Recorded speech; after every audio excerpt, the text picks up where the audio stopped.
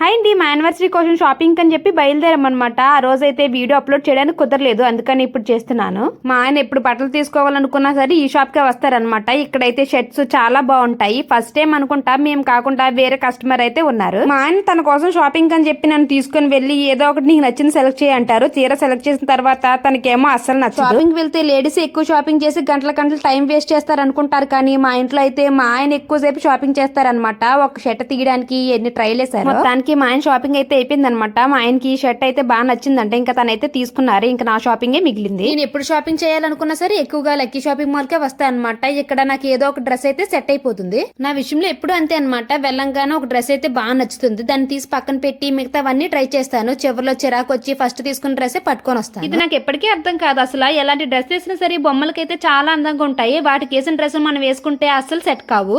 Video నచ్చితే like చేసి subscribe చేయడం మాత్రం మర్చిపోకండి.